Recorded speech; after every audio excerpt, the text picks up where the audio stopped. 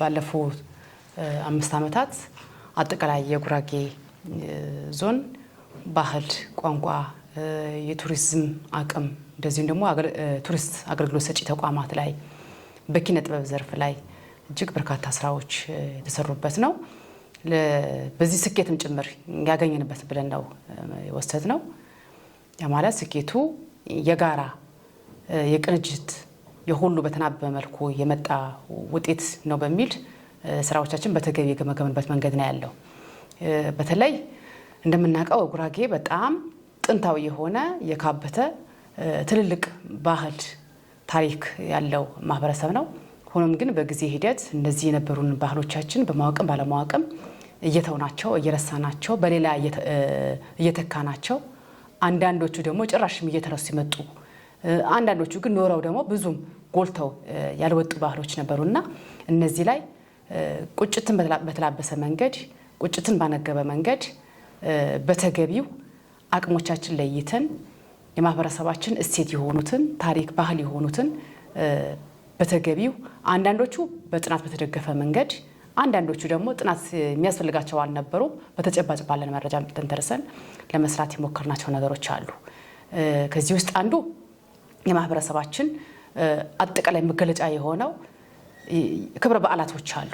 እነዚህ ክብረ በዓላት ላይ የአደባባይ በዓላት ሆነው በጣም ደማቅ በሆነ መንገድ አብሮነትን በገነባ መንገድ የጋራ እሴቶቻችንን ከሌላው ጋር በሚያጋምደን መልኩ እንደዚሁ ደግሞ ለቱሪስት ፍሰትም ጭምር ትልቅ አቅም ሆኖ እንዲወጣ ባለፈው 5 ዓመታት በጣም በርካታ ስራዎች ተሰርተዋል። ከዚህ ውስጥ አንዱ መስቀል በጉራጌ ነው።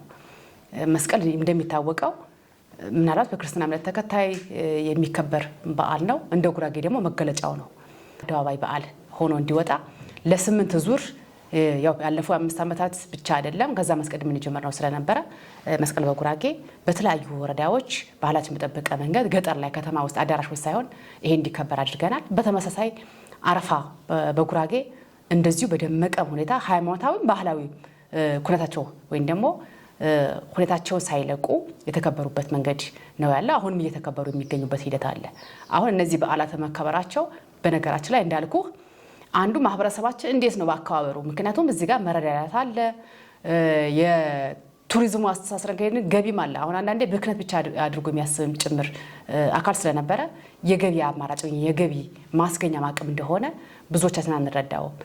አብሮነትን እንዳስተሳሰርበትና አካባቢያችን ደግሞ ገጽታችን የምንገነባበትና አጠቃላይ ማህበረሰባችን ያለበትን የሚያከብርበትን ሁኔታ ለዓለም የሚሸጥበት ስለሆነ ይሄ ምንም ሳይቋረጥ ተከታታይነት ባለው መንገድ እየተሰራበት ያለበት አግባብ ነው ያለው። ሌላኛው የጉራጌ መገለጫ ከሆነው እንደ ኩርፍዎ ብንወስድ እንደዚህም ደግሞ አንትሮሽት ከዓለም አስቀድሞ ማህበረሰባችንን የሴቶች ነፃነት የሰጠበት ትልቅ በዓላችን ነው። ስለዚህ ይሄንን ከ4 ከ5 ከ6 ዙር በላይ በጥናትና ምርምር በተደገፈ መንገድ ወልቂጤ ዩኒቨርሲቲ አጥንቶ ምሁራን ሀሳብ ሰጥተውበት ስለዚህ ይሄንን በመላ ጉራጌ በመላ ዞናችን በጣም ከለርፉል በሆነ መንገድ ከሴቶችና ህፃናት ጋር ተናበን እየተከበረ ያለ በዓል ነው። ስለዚህ እንደ ነረቆ አንዱ የሴቶች ነፃነት መገለጫ ነው። ስለዚህ ይሄም አደብዝዘነው አጥፍተነው ትተነው የነበረ ወይም ረስተነው የነበረ በዓል ነው። አሁን ደግሞ በጣም በሚገርም ሁኔታ በቃ የአደባባይ በዓል ሆኖ በተለይ በ2018 በሁሉም መዋቅሮቻችን በሚገርም ሁኔታ በሚገርም ድባብ ነበረና ከትምህርት ቤት ጀምሮ በሴት ልጃገረዶች ላይ ይሄ ማይንድ ሴት የምትለው የራስን ባህል አውቆ መነሳት አውቆ መረዳት አውቆ መጠበቅና መንከባከብ በራስን ባህል መኩራት እንዲችሉን ጭምር እዛ አካባቢ ላይ ስንሰራ የነበረው ነገር እንድቀላል የሚወሰድ አይደለምና እነዚህ ክብረ በዓላት ከመሆናቸው ባለፈ ቅድም እንደገለጽኩት ማህበራዊ ፋይዳቸው ብዙ ነው የሚለው ሐሳብ ነው። ባለፈው ዓመታት አንዱ እነዚህ ላይ ነው።